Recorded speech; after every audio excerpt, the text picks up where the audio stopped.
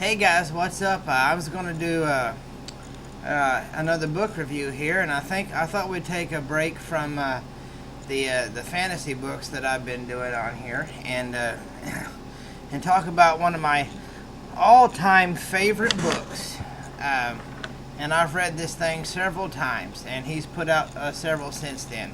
And the book that I'm going to be reviewing is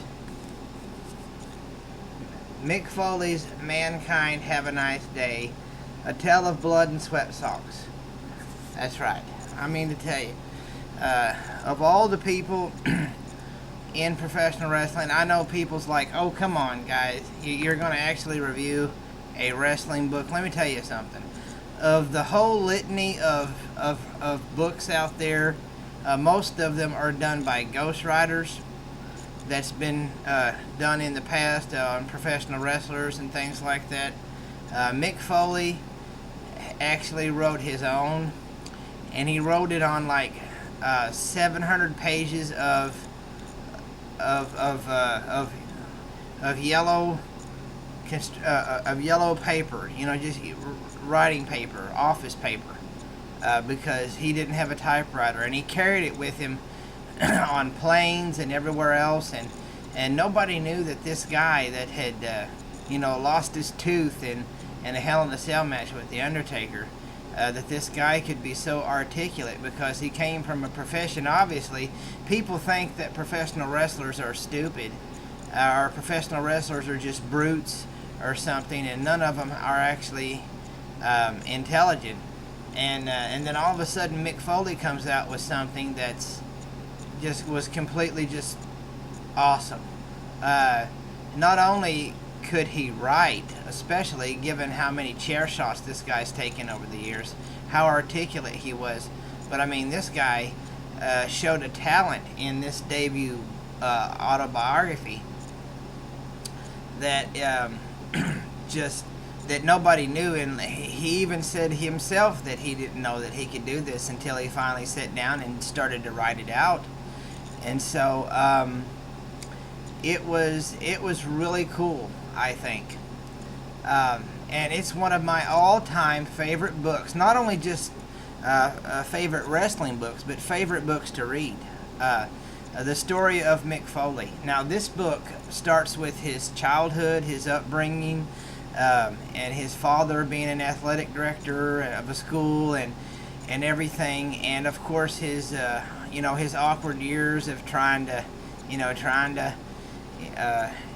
get some luck with the ladies, and going to college, and never really finding what he wanted to do in life, and then of course discovering that he wanted to be a wrestler. Obviously, the historic trip to Madison Square Garden, and seeing Jimmy Superfly Snuka fly off the cage and land on the magnificent Don Morocco, that cage match that that's a legendary, that was for the Intercontinental Championship, and consequently Snuka lost the match, but that really didn't matter.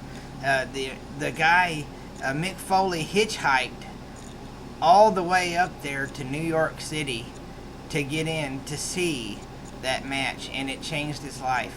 And he tells that in the book, of his struggles of living in a car, eating peanut butter and jelly sandwiches, and you're able to gain an insight into the wrestling business, not only the wrestling business and how hard it is to make it, and you gain a respect for the wrestling business and the people especially that made it in that industry, but you along the way find a remarkable respect for an outstanding human being, because whatever the success that Mick Foley did in the squared circle, the ring, he surpassed that by leaps and bounds,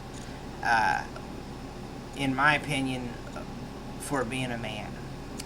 And if you'll think nowadays, he still does all these great charity works with RAIN. I've been against domestic violence, and the guy, he's one of the most soft-hearted guys in the world. He has such a kind heart, And I'm not saying that because it's a character he plays in the ring. I'm saying that because he's actually one of my favorite human beings in the world. And this book takes you through his early beginnings, how he got into the sport. Obviously, his debuting for some of the world-class championship wrestling, like I talked about. It takes you through some of the UWF and some of the places that he went to. It even takes you to some of these places out in South America or South Africa that he went to, and things, and all these trials, and then of course when he was in World Championship Wrestling, and then obviously the famous matches, the death matches that he had with Terrible Terry Funk over in Japan for Frontier Martial Arts Wrestling, FMW. He details all of that, and then of course his tenure with ECW, Extreme Championship Wrestling, and then we all know about him debuting for the WWF as Mankind, and kind of where the thought came for that, and how he portrayed the character, and the Boiler Room Brawl with the Undertaker, and the feud there with the Undertaker, and then they kind of paused that, and him working with Paul Bearer, the late Paul Bearer, and then ultimately the next time that they picked up that feud was when him at King of the Ring, when him and the Undertaker in 1998, the King of the Ring, fought in a Hell in a Cell match that culminated with Mick Foley being on top of the cage and being thrown off, and then getting back on top of the cage. The Undertaker chokeslamming him falling through the cage and down on the mat, and then his tooth coming up through his nostril, and the guy finished the match. I mean, if you ever question this guy's toughness, there at the end of that match, regardless of whether you think that wrestling is stupid, or whether you think that they're a bunch of whatever, you cannot deny that the toughness of this man. Such a gentle man on the inside, especially after getting to know him and actually meeting him, and then reading the book, obviously years beforehand, and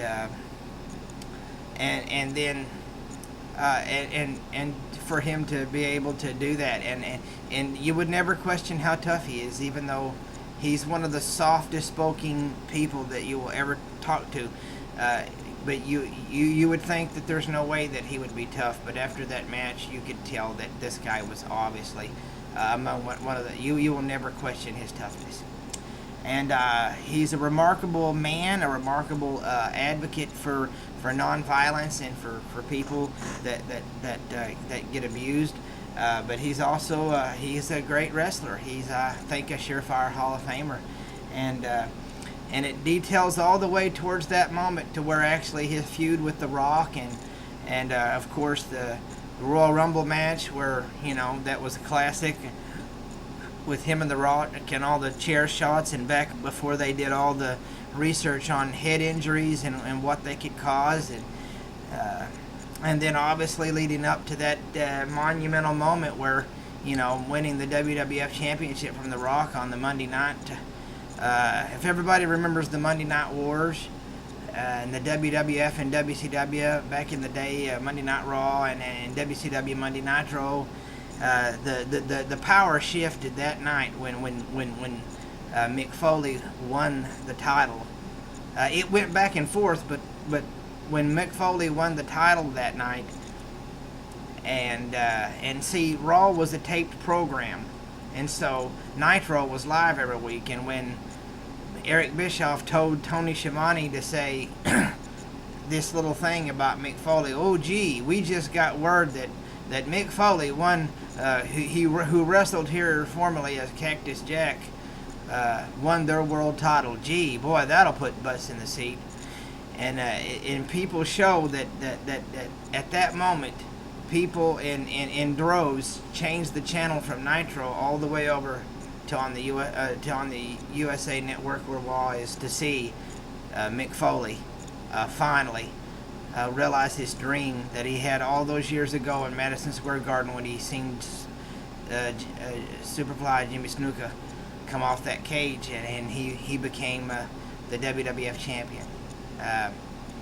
And because people actually respect this guy and loved him so much. And that after that night, the ratings shifted to the WWF, and we all know then that after that it was pretty well all the WWF after that in the Attitude Era. But it's all detailed in this book. I highly recommend it. This is one of the best autobiographies that you'll ever read. It's candid. It's no holds barred. It's right there. And Mick Foley takes you every step of the way, even to over there in Germany with his match with Big Van Vader and him losing his ear in a match, and then kind of just looking at it and going, "Oh, that's interesting." It's amazing, guys. I'm telling you, don't just walk. Run out and get this book. Have a Nice Day by Mankind Mick Foley. A Tale of Blood and Sweatsocks. You will be very pleased, and you will love it. It's a great read. It's going to go so quick. From my bookshelf to yours.